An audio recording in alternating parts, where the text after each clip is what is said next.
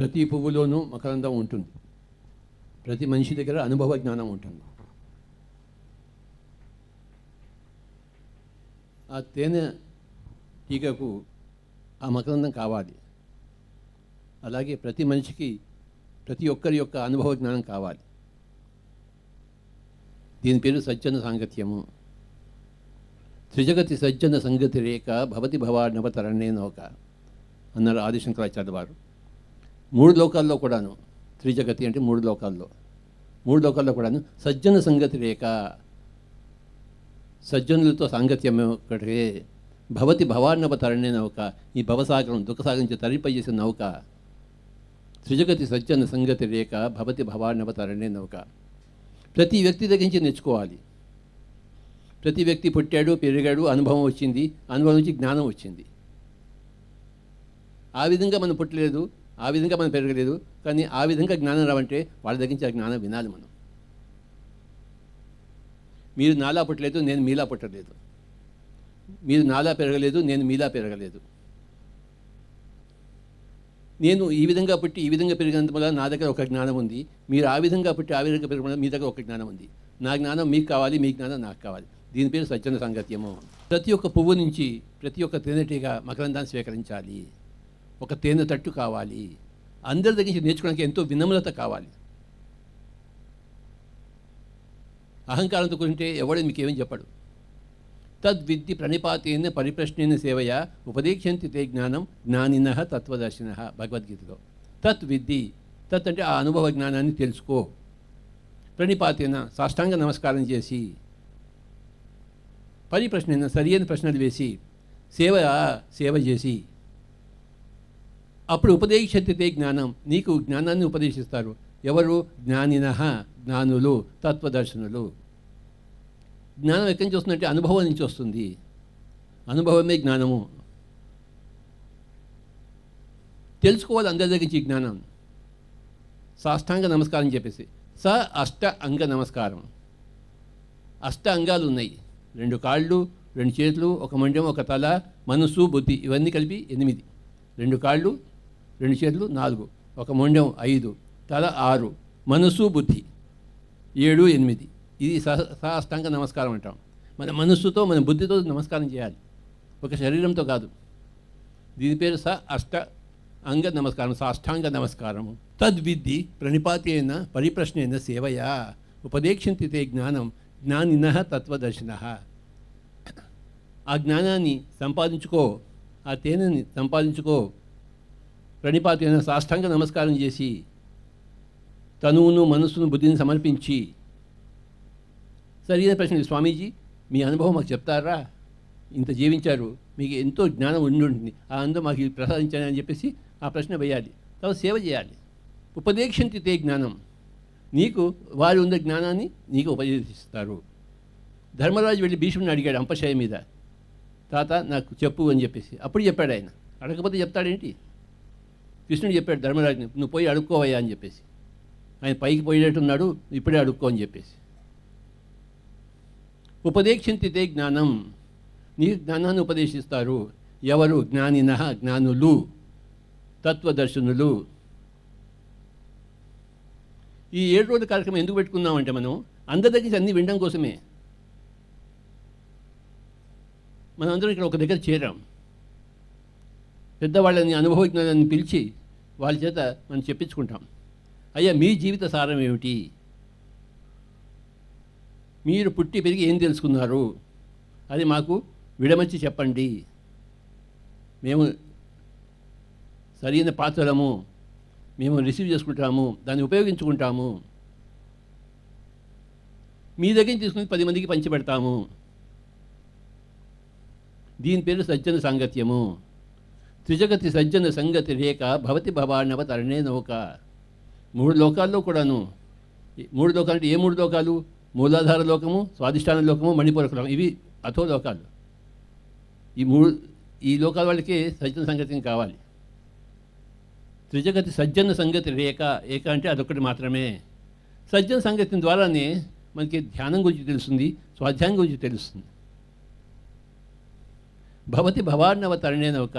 ప్రతి మనిషికి దుఃఖ సాగరం ఉంది. ఆ దుఃఖ సాగరం నుంచి తరింపజేసే నౌక ఏదంటే సజ్జన సాంగత్యం ఒకటే. ఈరోజు ప్రతిరోజు ఆఖరి శ్వాస పీల్చుకునే వరకు మనం నేర్చుకుంటూనే ఉంటాము, వింటూనే ఉంటాము, తెలుసుకుంటూనే ఉంటాము. ఇది మన దైనందిక చర్య. ప్రతిరోజు ధ్యానం చేస్తాము, ప్రతిరోజు స్వాధ్యాయం చేస్తాము, పుస్తకాలు చదువుతాము, ఉపనిషత్తులు చదువుతాము, బ్రహ్మసూత్రాలు చదువుతాము, భారతం చదువుతాము, భాగవతం చదువుతాము, బైబిల్ చదువుతాము, ఖురాన్ చదువుతాము. ఎక్కడ లేదు జ్ఞానం. ఎవరు హిందువు కాదు, ముస్లిం కాదు, క్రిస్టియన్ కాదు, అందరి దగ్గర నుంచి నేర్చుకునే వాళ్ళే ఉన్నారు అంతే. మనమంతా నేర్చుకునేవాళ్ళం. మనమంతా హిందువులం కాదు, క్రిస్టియన్లం కాదు, నేర్చుకునేవాళ్ళం మనం. ప్రతి మనిషి నేర్చుకునేవాడే. ఎలా నేర్చుకుంటాడంటే తనలోంచి తాను నేర్చుకుంటాడు, గ్రంథాలలోంచి నేర్చుకుంటాడు, పక్క వాళ్ళ దగ్గర నుంచి నేర్చుకుంటాడు. తనలోంచి నేర్చుకుంటే ధ్యానము, గ్రంథాల నుంచి నేర్చుకుంటే స్వాధ్యాయము, పక్క వాళ్ళ దగ్గర నుంచి నేర్చుకుంటే సజ్జన సాంగత్యము. భగవద్గీతలో శ్రీకృష్ణుడు వేదాల్లో నేను సామవేదాన్ని అని చెప్తాడు. మునులలో నేను నారదముని, పాండవుల్లో నేను మధ్యముణ్ణి, ఋషులలో భృగు మహర్షిని, ఋతువుల్లో వసంత ఋతుని. ఇలాగ ఎన్నో సామ్యాలు చెప్తాడు ఆయన భగవద్గీతలో. అలాగే అన్ని విద్యలలో నేను ఆధ్యాత్మిక విద్యను అని చెప్తాడు. విద్య లేని మనిషి వింత పశువు. అంటే ఏ విద్య లేని మనిషి? ఆధ్యాత్మిక విద్య లేని మనిషి వింత పశువు. ఎవరికైతే ఆధ్యాత్మిక విద్య ఉంటుందో వాళ్ళు పశువు కాదు, పశుపతి. ఆధ్యాత్మిక విద్య లేనివాడే పశువు. ఆధ్యాత్మిక విద్య ఉన్నవాడు పశువు కాదు, పశుపతి. ఒకానొక పశువుని ఒకానొక పశుపతిగా చేసే విద్య పేరే ఆధ్యాత్మిక విద్య. ఈరోజు ఈ ఆధ్యాత్మిక విద్య గురించి కొద్దిగా చెప్తాను. 5 వేళల్లో చెప్తాను. నా చేతికి 5 వేళ్ళు, మీ చేతికి ఎన్ని ఉన్నాయో నాకు చూడాలి, నాకు చూపించాలి స్వామీజీ. 1 2 3 4 5 కరెక్ట్. చెప్పండి. 1 2 3 4 5 చెప్పండి చూద్దాం. కరెక్ట్గా పట్టేసుకున్నారే మీరందరూ. చెప్పండి. 1 2 3 4 5. ఈ 5 ఆధ్యాత్మిక విద్య అంతా ఉంది. నేనేం చెప్తాను మీరు కూడా గట్టిగా చెప్పండి, సిగ్గు లేకుండా చెప్పండి, పర్వాలేదు. ఏం లేదు, ఇక్కడ ఎవరు చూడరు, ఒక కెమెరా మట్టుగా చూస్తుంది, ఇంకేం చూడటం లేదు. దేహము, మనస్సు, బుద్ధి, ఆత్మ, సర్వాత్మ. Body, mind, intellect, soul, all that is. పృథ్వీతత్వము, ఆపోతత్వము, అగ్నితత్వము, వాయుతత్వము, ఆకాశతత్వము. తమోగుణము, రజోగుణము, సాత్వికము, శుద్ధ సాత్వికము, నిర్గుణము. కుంభకర్ణుడు, రావణుడు, విభీషణుడు, హనుమంతుడు, శ్రీరాముడు. భుక్తి, రక్తి, యుక్తి, శక్తి, ముక్తి. ఇంకోసారి అన్నీ చెప్పుకుందాం, జాగ్రత్తగా వినండి. దేహము, మనస్సు, బుద్ధి, ఆత్మ, సర్వాత్మ.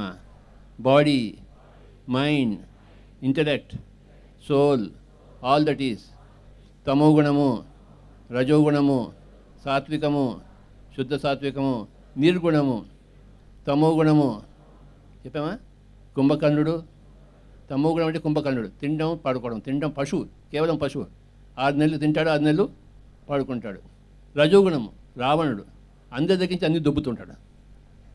అందరి దగ్గర అవసరం వాడికే కావాలి వాడికి, అదే రజోగుణం అంటే. సాత్వికము విభీషణుడు, మంచి కోరేవాడు. హనుమంతుడు, శ్వాసపుత్రుడు, వాయుపుత్రుడు. శ్రీరాముడు నిర్గుణుడు. తమోగుణం ఉన్నవాడు కుంభకర్ణుడు. రజోగుణం అంటే మనకి అందరికీ అన్ని గుణాలు ఉన్నాయి. మనకి ఒక్కొక్కటి తమోగుణం వస్తుంది, ఒక్కొక్కటి రజోగుణం వస్తుంది, ఒక్కొక్కటి సాత్వికం, ఒకసారి నిర్గుణం వస్తుంది. ఈ 5 మొత్తం అంతా ఉంది. ఇది పృథ్వీతత్వము, ఇది ఆపోతత్వం. ఆపో అంటే వాటర్. అనిల్ అంటే అగ్నితత్వం. ఇది వాయుతత్వము, ఇది ఆకాశతత్వము. శ్రీరాముడు అన్ని చోట్ల ఉన్నాడు, ఆకాశంగా ఉన్నాడు. ఆకాశం ఎక్కడుంది? కనుక మనం 5 ఉన్నాం. ఒక పక్కన శరీరమై ఉన్నాము, ఒక పక్కన మనస్సు అయి ఉన్నాము, ఇంకో పక్కన బుద్ధి అయి ఉన్నాము, ఇంకో పక్కన ఆత్మ అయి ఉన్నాము, ఇంకో పక్కన సర్వాత్మ అయి ఉన్నాం మనం. ఇక్కడ అహం బ్రహ్మాస్మి, నేనే దేవుణ్ణి, నేనే సకల సృష్టి కారకుణ్ణి, సృష్టి స్థితి లయ కారకుణ్ణి నేనే. కానీ ఇక్కడ దాకా చేరితేనే. ఇక్కడైతే నేను శరీరము, నేను ఒక ఆడ, నేను ఒక మగ, నాకు 20 ఏళ్ళు, నాకు 30 ఏళ్ళు, నేను ముసలివాడిని అయిపోయాను, చచ్చిపోతున్నాను, పుట్టాను, ఈ విషయాలన్నీ ఈ దేహంలో ఉంటాయి. దేహం పుడుతుంది, చేస్తుంది. ఇక్కడ మనస్సు, నేను హిందువుని, నేను ముస్లింని, నేను క్రిస్టియన్ని, నేను షియా, నేను సున్నీ, నేను బ్రాహ్మణుని, నేను క్షత్రియుడిని, నేను ఇండియన్ని, నేను పాకిస్తాన్ని. ఇండియా పాకిస్తాన్ అది శరీరానికి సంబంధించింది కాదు, మనస్సుకు సంబంధించింది. ఇది బుద్ధి. నేను ఎవరికి చెడు చేయను, నేను మంచి చేస్తాను అని ఒక బుద్ధి. నేను ఎవరికి మంచి, అందరికీ చెడే చేస్తాను అనేది రెండో బుద్ధి. ఇది ఆత్మ. ఇక్కడ అసలు స్థితి ఉంది. నువ్వెవరో తెలుసుకోవాలని చెప్తాం. ఏ వేలు చూపిస్తాం? అరే జాగ్రత్తగా ఉండని. ఏ వేలు చూపిస్తాం? ఈ వేలు చూపిస్తావా? ఒరే జాగ్రత్తగా ఉండరా. ఏదైనా వేలు చూపించవచ్చు, కానీ ఏ వేలు చూపిస్తామని చెప్పండి. ఈ వేలు చూపిస్తామా? జాగ్రత్తగా ఉండరా అని చెప్పేసి. ఈ వేలు జాగ్రత్త సుమా, ధ్యానం చేయి సుమా, ఆత్మ గురించి తెలుసుకో సుమా, ఆధ్యాత్మిక విద్య తెలుసుకో సుమా. ఇది ఆధ్యాత్మిక విద్య, ఆత్మ విద్య. ఇది తెలుసుకుంటేనే కానీ నీకేది పరిపూర్ణత రాదు. ఎన్నో సున్నాలు ఉన్నాయి, దానికి సున్నాల ముందు ఒకటి ఉంటే కదా దానికి వాల్యూ వచ్చేది. 10 సున్నాలు ఉన్నాయి, ఒకటి పెడితేనే వాల్యూ వస్తుంది. ఆ ఒకటి పేరే ఆధ్యాత్మిక విద్య. ఇది ఈ విద్య. ఇక్కడ వాయుపుత్రుడు కావాలి, పవనపుత్రుడు కావాలి, ధ్యానం చేయాలి. ధ్యానం చేస్తే నీ భగవతత్వం తెలుస్తుంది. ధ్యానం చేయకపోతే నీ భగవతత్వం తెలుస్తుంది ఏంటి? ఈ వేలు శరీరం, ఈ వేలు మనస్సు, ఈ వేలు బుద్ధి, ఈ వేలు ఆత్మ, ఈ వేలు సర్వాత్మ. చిన్నప్పుడు మనం స్కూల్కి వెళ్ళినప్పుడు టీచర్ ఈ వేలు పెడతాం. అంటే ఏమంటుంది టీచరు? పోరా విధవా అంటుంది.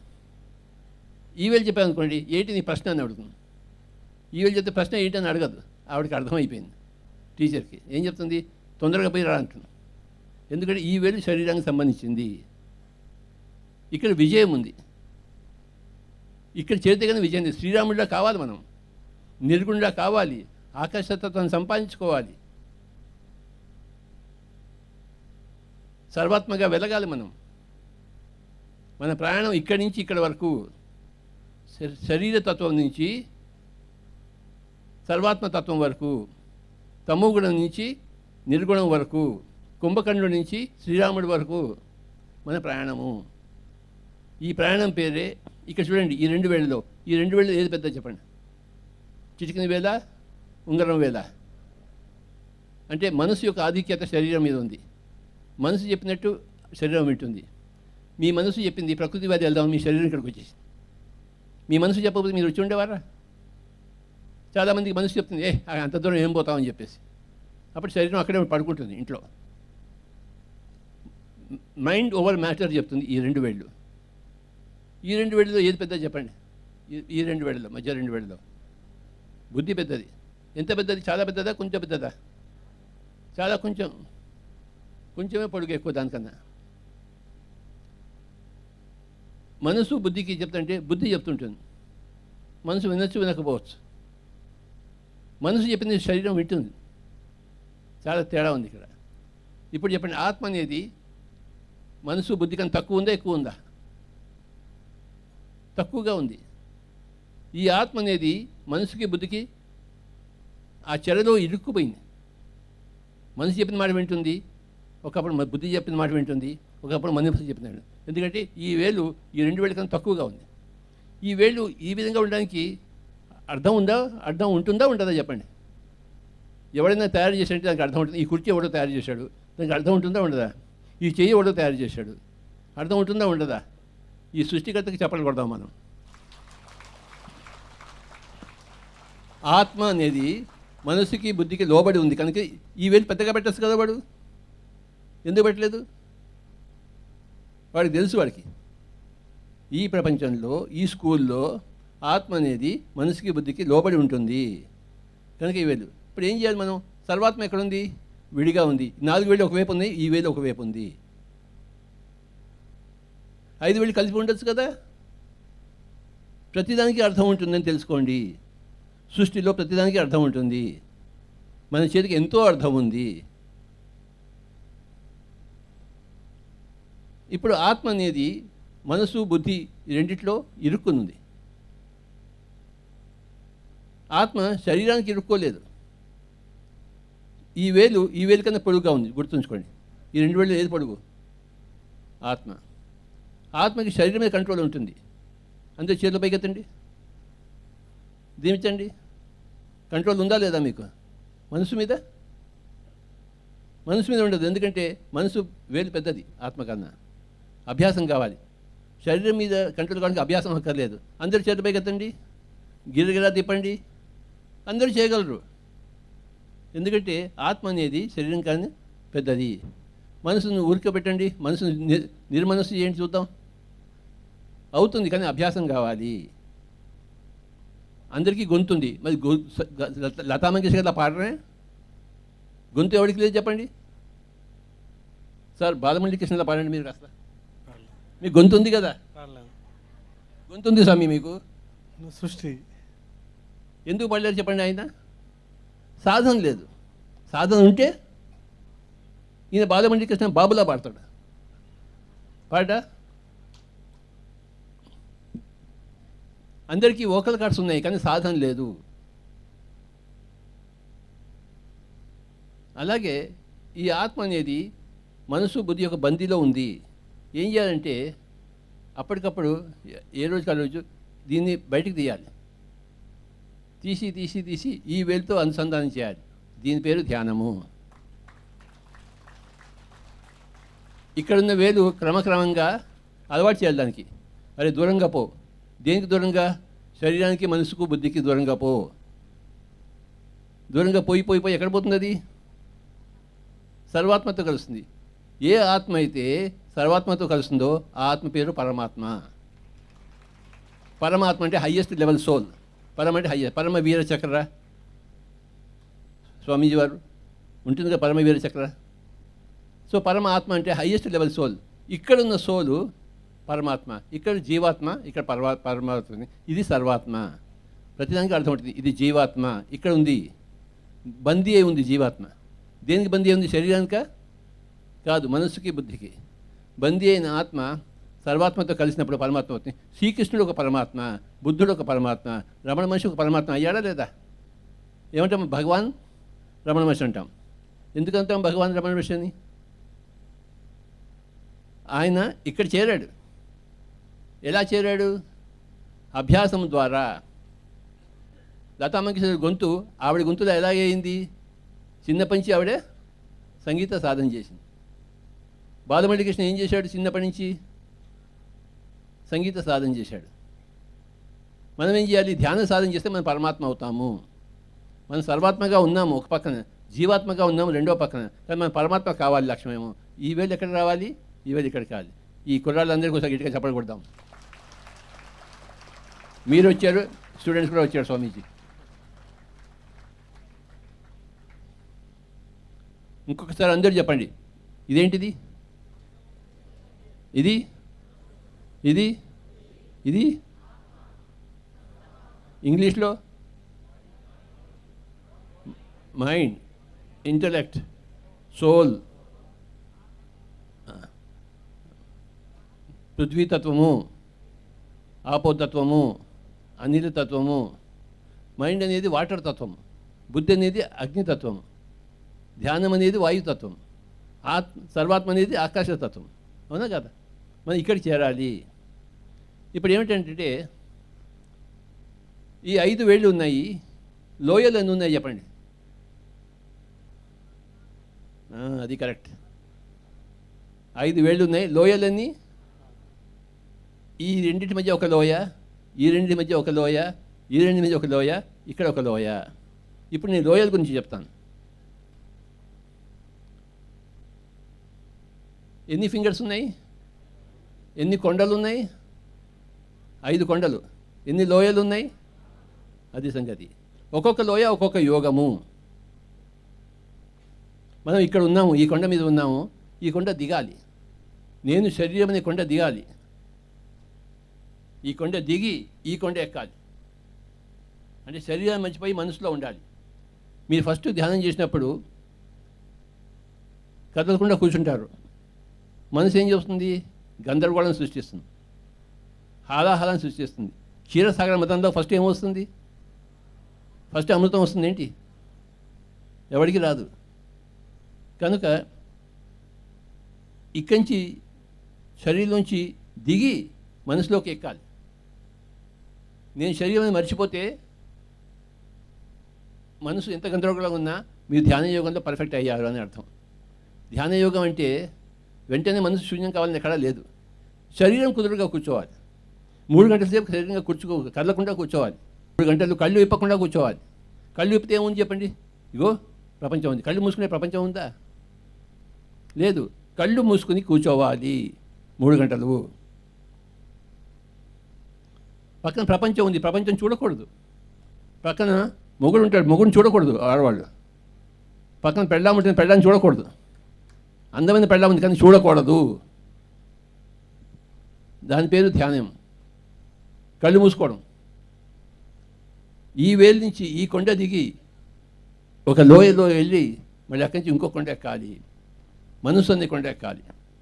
దీని పేరే ధ్యాన యోగం. శరీరాన్ని మర్చిపోవడం, శరీరాన్ని దిగాలి. నేను ఆడ, నేను మగ, నాకు 30 ఏళ్ళు, నాకు 50 ఏళ్ళు, నేను కుర్రాడిని, నేను ముసదాడిని, ఇవన్నీ మర్చిపోవాలి. ఇవే ఉంటాయి మనలో. కదలకుండా కూర్చోవాలి, కళ్ళు 2 మూసుకోవాలి. నేను కళ్ళు మూసుకున్నాను. మీరు ఎవరన్నా ఉన్నారా ఇక్కడ? అయ్యా ఎవరన్నా ఉన్నారా ఇక్కడ? కళ్ళు తెరిస్తే అందరూ ఉన్నారు, కళ్ళు మూసుకుంటే ఎవరు లేరు. కళ్ళు మూసుకుని కూర్చోవాలి. ఇక్కడ శ్వాస మీద ధ్యాస పెట్టాలి. మొగుడి మీద ధ్యాస, పెళ్ళ మీద ధ్యాస, డబ్బు మీద ధ్యాస కాదు, శ్వాస మీద ధ్యాస పెడితే ఏమవుతుందంటే శరీరాన్ని మర్చిపోతాం. శరీరాన్ని మర్చిపోవడం గొప్ప యోగము, ధ్యాన యోగము. తర్వాత ఏమవుతుందంటే ఈ కొండ దిగి ఈ కొండ ఎక్కాలి. మనసు అనే కొండ దిగి బుద్ధి అనే కొండ ఎక్కాలి. మనసు ఏం చెప్తుంది? నాకు ఇడ్లీ ఇష్టము, వడ ఇష్టము, ఉగ్గాని బజ్జీ ఇష్టం. ఇవాళ ఉగ్గాని బజ్జీ పెట్టినట్టున్నారు అందరికీ.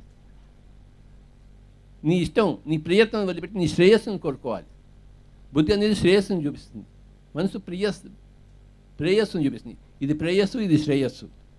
నీ ప్రియమైన దాన్ని వదిలిపెట్టేసి నీ శ్రేయస్సు అయిన దాన్ని ఎక్కాలి. బుద్ధి శ్రేయస్సు, మనసు ప్రేయస్సు. ఈ కొండ దిగి ఈ కొండ ఎక్కడమే బుద్ధి యోగము, ధర్మయోగము. ఇది ధ్యాన యోగము. ఈ లోయ ధ్యాన యోగము, ఈ లోయ బుద్ధి యోగము, ధర్మయోగము.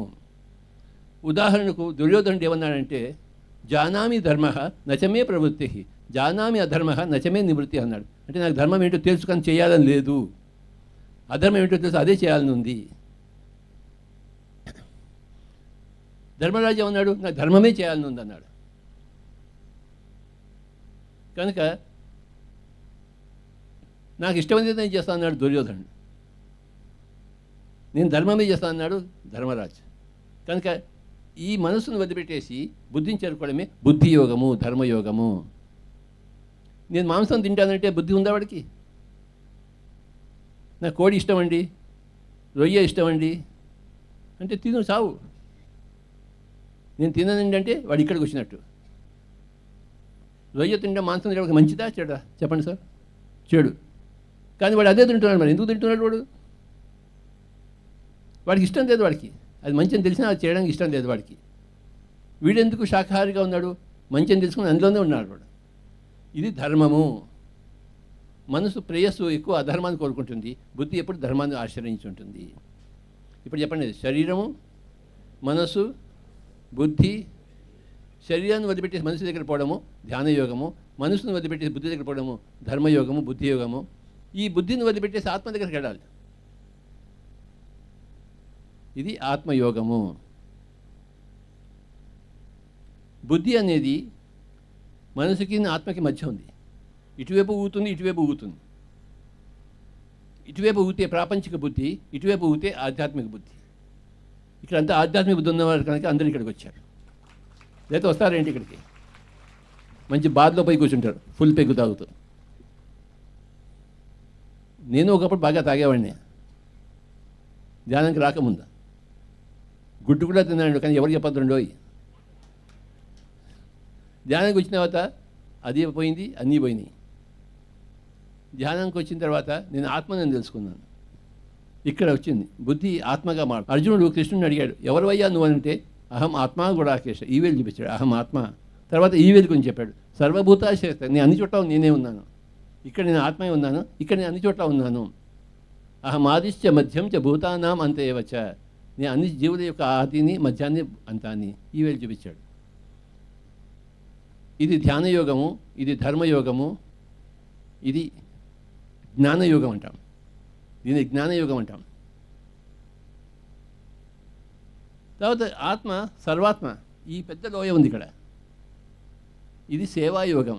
ఇప్పుడు మనం చేస్తున్నదంతా ప్రకృతి వాళ్ళు ఇది ఏర్పాటు చేశారు. ఎందుకు చేశారు చెప్పండి? వీడంతా విశాఖపట్నం మాస్టర్స్ సేవలో ఉన్నారు. ఇది పెద్ద లోయ, ఇది అనంతమైన లోయ. ఇది సేవ చేస్తేనే నువ్వు ఆత్మగా సర్వాత్మతో ఏకమవుతావు. ఈ లోయను దాటాలి. ఇది అన్నిటికన్నా పెద్ద లోయ, సేవా లోయ. మదర్ టెరెసా ఏం చేసింది చెప్పండి? ఇక్కడ ఉంది ఆవిడే, సేవ చేసింది. బుద్ధుడు ధ్యానం అయిపోయిన తర్వాత ఏం చేశాడు? పోయాడు ప్రపంచం అంతా సేవ చేశాడు. మనమందరం ఏం చేస్తున్నాము? ఇక్కడ పిరమిడ్ స్పిరిచువల్ సొసైటీ మూమెంట్లో సేవ చేస్తున్నాము. ఏ సేవ చేస్తున్నాము? ధ్యానయోగం నేర్పిస్తున్నాము, ధర్మయోగం నేర్పిస్తున్నాము, జ్ఞానయోగం నేర్పిస్తున్నాము. ధ్యానయోగం అంటే శరీరతత్వం నుంచి మనసుకి రావడము. ధర్మయోగం అంటే మనసు నుంచి బుద్ధికి రావడము. ఆత్మయోగము, జ్ఞానయోగం అంటే బుద్ధి నుంచి ఆత్మకి రావడము. సేవాయోగం అంటే ఆత్మ నుంచి సర్వాత్మకి రావడము. 5 ఫింగర్స్, 4 లోయలు. ఇది నేను తెలుసుకున్న జ్ఞానము. ఇంకొకసారి చెప్పండి. దేహము, మనస్సు, బుద్ధి, ఆత్మ, సర్వాత్మ. ఈ 5 వేళలో ఒకటే వేలు కనబడుతుంది. మీ మనసు నాకు చూపించగలరా? మీ బుద్ధి నాకు చూపించగలరా? నా ఆత్మని మీరు చూడగలరా? సర్వాత్మని చూడగలరా? దేహమే కనపడేది, మిగతా 4 కనపడనివి. కనపడవని కానీ ఉన్నాయా లేవా? ఉన్నాయి. ఇక్కడ ఉన్న మనసు లేని వాళ్ళు ఉన్నారా? బుద్ధి లేని వాళ్ళు ఉన్నారా? ఆత్మగా లేని వాళ్ళు ఉన్నారా? సర్వాత్మ కాని వాళ్ళు ఉన్నారా? కానీ చూపించండి. చూపించబడదు, చూడలేము, చూపించబడదు, కానీ తెలుసుకోబడుతుంది. చూడవలసింది ఒకటే, శరీరమే. ఇది ఒక్కటే ఉంది అనుకుంటే లాభం లేదు. అది నాస్తికవాదం.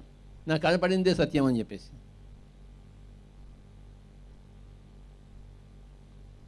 ఇది కుంభకర్ణుడు. ఇక్కడి నుంచి శ్రీరాముడి దగ్గర రావాలి. రామమందిరం కడతాం అవుతామా? రాముడిలా వశిష్ఠ దగ్గర నుంచి నేర్చుకుంటే అవుతాం. మందిరం కడితే అవుతామేంటి? మసీద్ కడితే మహమ్మద్లా అవుతామా? మందిరం కడితే రాముడిలా అవుతామా? చర్చ్ కడితే జీసస్ క్రైస్ట్లా అవుతామా? ఏం చేయాలి? 4 లోయలు. ధ్యానయోగము అభ్యసించాలి, ధర్మయోగము, నీ తిండి మానాలి, రక్తపు కూడు మానాలి, తర్వాత ఆత్మగా తెలుసుకోవాలి, తర్వాత సర్వాత్మగా మారాలి, సేవ చేయాలి, ఎంతో సేవ చేయాలి. ఇది నాది 6వ జన్మ, సేవ చేస్తున్న జన్మ. ఏ సేవ చేస్తున్నాను? అందరికీ ధ్యానయోగం చెప్తున్నాను, ధర్మయోగం చెప్తున్నాను, జ్ఞానయోగం చెప్తున్నాను. ఈ 3 యోగాల గురించి చెప్పడమే నా సేవ.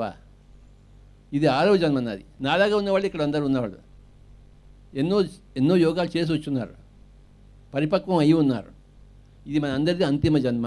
స్కూల్లో 10th అయిపోయిన తర్వాత ఎక్కడికి వెళ్తాను చెప్పండి? స్కూల్లో 10th అయిపోయింది, ఇంకా స్కూల్లో ఉంటాడా వాడు? స్కూల్లో ఉంటాడు. 11th వెళ్తాడు, కాలేజీకి వెళ్తాడు. అలాగే ఈ భూమండలం ఒక స్కూలు. ఈ స్కూల్లో మనం ఉండము. ఎందుకంటే నేర్చుకోవడం అయిపోయింది, నేర్పించడం కూడా అయిపోయింది. నాకు నేర్పించడం కూడా అయిపోయింది. 6 జన్మలుగా నేర్పిస్తున్నాను, ఇంకెంత నేర్పిస్తాను? ఇంకో టీచర్కి అవకాశం ఇస్తాం. మనమే వస్తాం ఏంటి? ఎప్పుడు ఒకడే ఉన్నాడా టీచరు? ఎంతమంది ఉన్నారు టీచర్లు? ఎంతమంది అయినా ఉన్నారు టీచర్లు?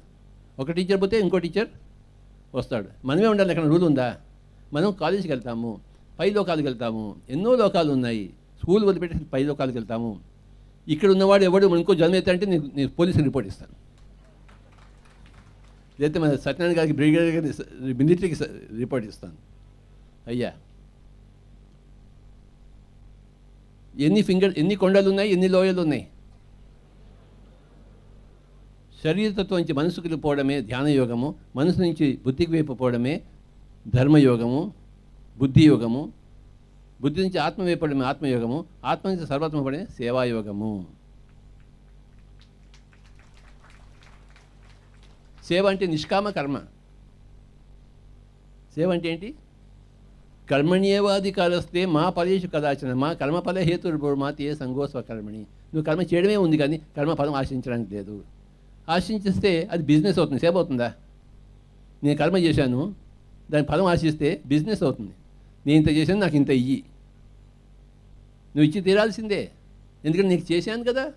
నువ్వు ఇచ్చి తీరాల్సిందే అంటే బిజినెస్ అది. నేను చేశాను కానీ నాకేం అక్కర్లేదు. నిష్కామ కర్మ సేవాయోగము. కర్మణ్యేవాధికారస్తే మా ఫలేషు కదాచన మా కర్మఫల హేతుర్భూర్మాతి సంగోస్ అకర్మణి. కనుక పిరమిడ్ స్పిరిచువల్ సొసైటీ ఎక్కడుందంటే అంత సేవా యోగంలో ఉంది. 40 ఏళ్ల కిందట నేను సేవలో వచ్చాను. ఎందుకంటే అప్పటికి నా ధ్యానం కంప్లీట్ అయింది, నా ధర్మం కంప్లీట్ అయింది, నా జ్ఞానయోగం కూడా కంప్లీట్ అయింది. ఎప్పుడైతే కంప్లీట్ అయిందో ఈ లెవెల్ కంప్లీట్ అయితే ఈ లెవెల్లోకి వచ్చాను. 40 ఏళ్ళ నుంచి నేను ప్రతి ఒక్కరికి ధ్యానం చెప్తున్నాను, ధర్మం చెప్తున్నాను, జ్ఞానం చెప్తున్నాను. ధ్యానం ఎలా చెప్తున్నాను? అరే కళ్ళు 2 మూసుకో, శ్వాస మీద ధ్యాస పెట్టండి ధ్యానం. ఒరే మాంసం తినకు, శాకాహారమే తిను అంటే అది ధర్మయోగం. నువ్వు శరీరం కాదు, ఏమీ కాదు, నువ్వు తండ్రి కాదు, తల్లి కాదు, ఏమీ కాదు, నువ్వు ఆత్మవి అని చెప్తే అది ఆత్మయోగము, జ్ఞానయోగం. నువ్వు ఇక్కడ సేవ చేయడం కోసమే వచ్చావు, ఇంకో దానికోసం పుట్టలేదు నువ్వు అని చెప్పి సేవాయోగం చేపిస్తున్నావు. 4 యోగాలు నేర్పించడం కోసమే ఇగో ఎవ్రీ పిరమిడ్ మాస్టర్ ఉన్నాడు.